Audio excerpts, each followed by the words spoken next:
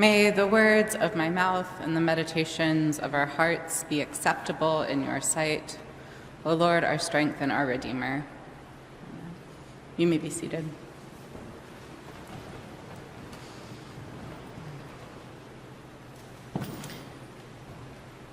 In Montessori pedagogies and many other pedagogies, there's an idea of a spiral curriculum.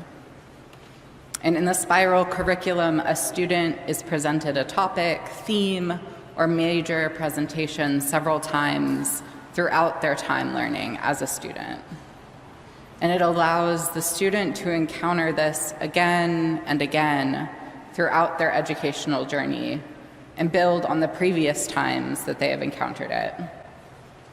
We do this downstairs in the atrium with the children, presenting some new things each year, but also returning to the things that they have previously heard to approach the materials with their new capacities. We share the stories of Jesus' birth, infancy, and childhood with our younger children each year, and as they grow, they are drawn to different parts of the narratives and are able to build on their previous encounters with the narratives. And similarly, our lectionary and our tradition, while not quite a spiral curriculum, hold some of these same principles. We are able to and should return to some spiritual theme or idea or passage and encounter it not in an entirely new fashion, but yet not in an entirely familiar fashion either. And we pray that a passage or a prayer that we are returning to lands differently in some way than when we first encountered it. And we will encounter it differently, yet not altogether new when we return to it again. And sometimes when we attempt to present a familiar material downstairs to a child, the child will say, "I've already seen this." And there is some minor convincing that, yes, well, you have seen this before. There is still more to be gleaned. There is still something here worth looking at again. And it is our hope and prayer that both in our time with the children and with our own time in our spiritual lives, we will allow the old not necessarily to become new, but that it will land and shape us slightly differently. And like the child who states that they've already seen this material before, I noticed the gospel passage this week was Luke's version of the Lord's Prayer.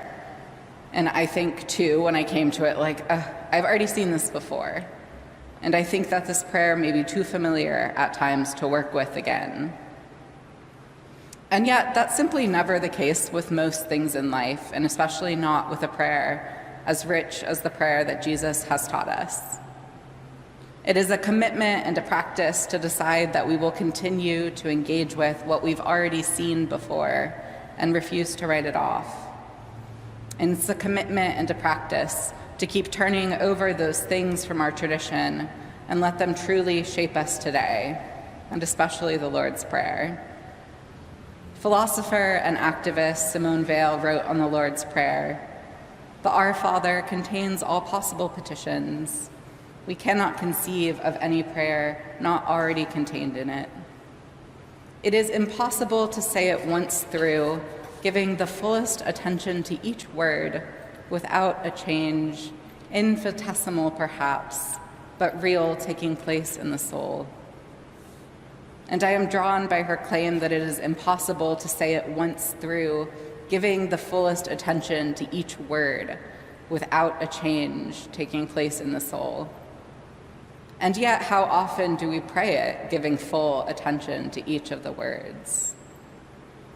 And as I prayed with this text throughout the week, I cannot claim to know the little change that took place in my soul. However, as I prayed slowly with the prayer, different parts of the prayer landed for me differently than the parts that normally do.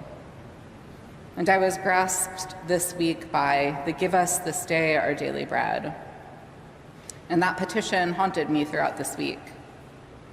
And I often let this little petition land as a simple prayer for continued sustenance by God. And rarely does this "Give us this day our daily bread" feel urgent to me.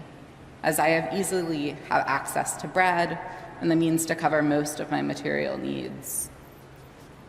However, this cry, "Give us our daily bread," feels urgent this week, and I continue to be haunted by the starving of those throughout Gaza as the imposed famine worsens, as Israel denies food and aid to enter. And the prayer for daily bread is a true and urgent prayer for those, and they join in with the disciples in Jesus' prayer for bread for the day. As the disciples, as they traveled, were dependent on those around them for their own sustenance. And as the disciples traveled, they depended not on their own wealth or labor, but on the hospitality of those around them.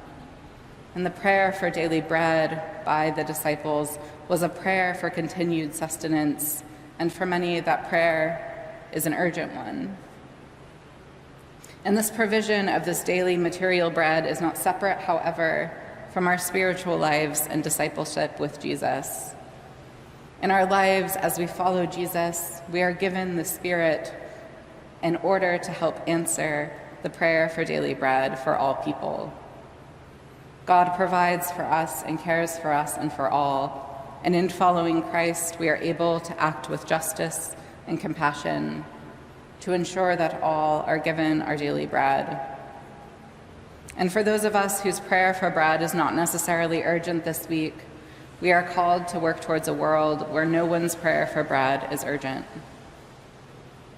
As Gregory of Nyssa writes, "You are the true director of your prayer when your abundance does not come from what belongs to others, if your income is not derived from tears, if no one goes hungry because of you being full, if no one groans on account of your plenty.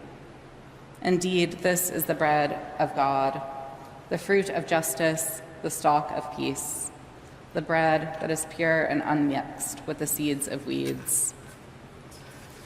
And so we are strengthened by the Spirit to ensure that our abundance does not come from what belongs to others, and to ensure that our own fullness is not dependent on others being hungry.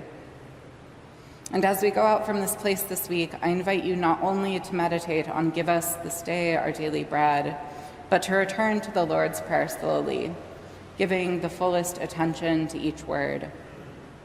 And when we pray this prayer later in the service, allow the words to maybe land differently today than they have in the past, and allow this encounter with the Lord's Prayer to somehow, maybe in unknown ways, shape your soul and your actions.